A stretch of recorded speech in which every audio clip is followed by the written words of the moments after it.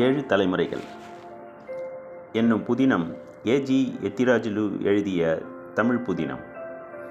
இது 2001ஆம் ஆண்டில் வெளியானது. இது அலெக்ஸ் ஹெலி என்பவர் எழுதிய Roots the saga of an American family என்ற ஆங்கில நூலின் மொழிபெயர்ப்பு. ஆங்கில மூல நூல் 1967ஆம் ஆண்டில் வெளியானது.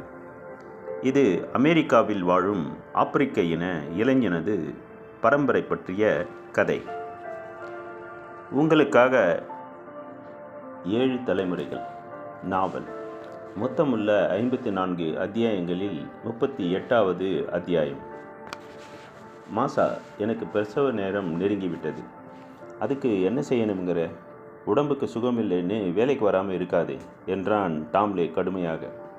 பெருகாலம் நெருங்க இரவு நேரம் கிஜியிடம் அடிக்கடி வருவதை குறைத்து கொண்டான் துரை. ஆனாலும் பகலில் கிஜிக்கு கடுமையான உழைப்பு தரவில்லை. அவள் இதற்கு முன் எப்போது வயல் வேலை செய்தவள் அல்ல. அதனால் உள்ளங்கைகளில் கொப்பளங்கள் தோன்றின. மண்வெட்டியை சற்று அழுத்தமாக பிடித்தாலும் அந்த கொப்பளங்கள் சிதைந்து மரண வேதனையை அனுபவித்தாள். அவள் வேலை செய்யும் பொழுது சற்று நிமிர்ந்தாலும் குதிரை மேல் உட்கார்ந்து சுற்றித் திரியும் மாசா வாய்க்கு வந்தபடி திட்டினான். 1806ஆம் ஆண்டு குளிர்காலத்தில் கிஜிக்கு 9 மாதங்கள் நிறைந்தன. ஆண் குழந்தையை பெற்றெடுத்தாள். சகோதரி சாரா பிரசவம் பார்த்தாள். சாரா குழந்தையை உயர்த்தி பிடித்தாள். குழந்தை கோதுமை நிறம். கிஜிக்கு அவள் தாய் பெருமையுடன் சொல்வது நினைவுக்கு வந்தது. என்னோட மாசாவின் பண்ணையிலே கருப்பு நீக்ரோக்களை தவிர கலப்பு நிறத்தவன் ஒருவன் இருந்தால் காட்டுங்கள். அப்பாவுக்கும் கலப்பு நிறம் என்றால் எவ்வளவு வெறுப்போ கிஜிக்கு தெரியும். தனக்கு நேர்ந்த அவமானத்தையும் தலைக்குனிவையும் பார்க்க அவர்கள் இங்கே இல்லாமல் இருப்பதே நல்லதாக போயிற்று. அவர்கள் தன் குழந்தையை பார்க்காவிட்டாலும் வாழ்க்கை பூராவும் அவர்கள் எதிரே தலைநிமிர்ந்து இருக்க முடியாது. தன்னுடைய நிறத்தையும் தன் குழந்தையின் நிறத்தையும் ஒப்பிட்டு பார்ப்பவர்கள் தனக்கு நிகழ்ந்ததை சுலபமாகவே உணர்ந்து கொள்வார்கள். நோவா ஓடிப்போகும் முன்பு தன்னை எவ்வளவு பலவந்தப்படுத்தினான். ஒப்புக்கொண்டிருந்தாலும் நன்றாக இருக்கும் என நினைத்தால் கிஜி. நோவாவுக்கு பிறந்த குழந்தையாயிருந்தால் கருப்பாவாகவாது இருந்திருக்கும். இந்த தலைக்குனிவாவது இல்லாமல் போயிருக்கும். ஏண்டி பெண்ணே, நீ சந்தோஷமாய் இல்லையே?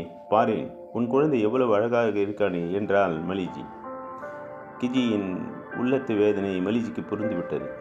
நிறத்தை பற்றி கவலைப்படாதே. இந்த காலத்திலே நிறத்தை பற்றி கவலைப்படுறவங்க யாரும் இல்லை என்று தைரியம் சொன்னால் மலிஜி. நம்ம துரைசாணி என்னோட குழந்தையை பார்த்து என்ன நினைக்கிறாங்க என்று அப்பாவித்தனமாக கேட்டால் கிஜி. தன்னுடைய புருஷன் பற்றி துரைசாணிக்கு தெரியாமல் இருக்காதே. தம்மோட புருஷனுங்க கருப்பு பெண்களுடன் இருந்து குழந்தையை பெற்றுக்கிட்டு இருக்காங்கன்னு தெரியாத ஒரு துரைசாணியை எனக்கு காட்ட பார்க்கலாம். துரைசாணிக்கு ஒரு வேலை பொறாமையாக இருக்கலாம். குழந்தை தனக்கு பிறக்கலை, உனக்கு பிறந்திருக்குன்னு. கிஜி பிரசவித்த 1 மாதத்திற்கு பின்னர் டாம்லே கிஜியின் குடிசைக்கு வந்தான். மெழுகுவர்த்தியை குழந்தையின் அருகிலே கொண்டு சென்று, பரவாயிலேயே, குழந்தை பர்மனாக கூட இருக்கான் என்றான் திருப்தியுடன். மூடியிருந்த சிசுபின் தளிர் விரல்களை மெல்ல திறந்தான் அவன். அதோடு நாளை திங்களிலிருந்து வேலைக்கு புறப்படு என்று கிஜிக்கு கூறினான். வீட்டிலே தங்கியிருந்து குழந்தைக்கு பால் தந்து வளர்க்க வேண்டாமா என்று முட்டாள்தனமாக கேட்டாள் அவள். டாம்லே எரிந்து விழுந்தான். அவன் காட்டுக்கூச்சலுக்கு காதுகள் செவிடாகிவிட்டன. வாயை மூடிக்கிட்டு வேலைக்கு போ. குழந்தையை எடுத்துக்கிட்டு வயலுக்கு புறப்படு. இல்லாட்டி இவனை இங்கேயே வச்சுட்டு உன்னை சந்தைக்கு ஓட்டிடுவேன். குழந்தையை தன்னிடமிருந்து பிரித்துவிடும் எண்ணத்தையே அவளால் சகித்து கொள்ள முடியவில்லை. வயலுக்கு போகிறேன் மாசா, வயலுக்கு போகிறேன் மாசா என்று அழுதே விட்டாள் அவள். உடனே துரையின் கோபம் மறைந்து விட்டது. அவன் குடிசைக்குள் அப்படியே உட்கார்ந்து விட்டான். அவன் எண்ணம் குஜிக்கு புரிந்து விட்டது.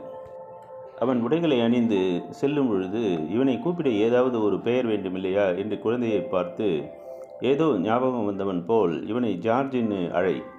உடல் வளர்ச்சி என்னிடம் வேலை செய்த முதல் நீக்ரோவின் பேர் அது என்று கூறி, ஜார்ஜ், நாளை என் பைபிளில் எழுதி கொள்கிறேன் என்று தனக்குள்ளேயே முணுமுணுத்து கொண்டே அங்கிருந்து சென்று விட்டான் டாம்லே.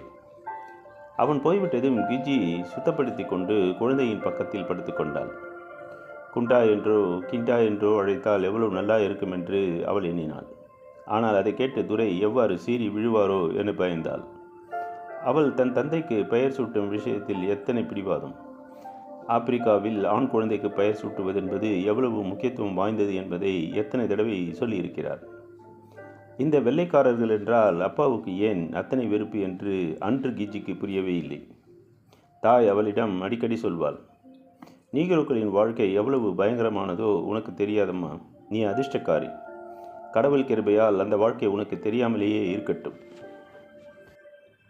தாயின் விருப்பம் நிறைவேறவில்லை. நீக்ரோக்களின் பிழைப்பு எப்படிப்பட்டதென்று அவள் இப்போது தெரிந்து கொண்டு விட்டாள்.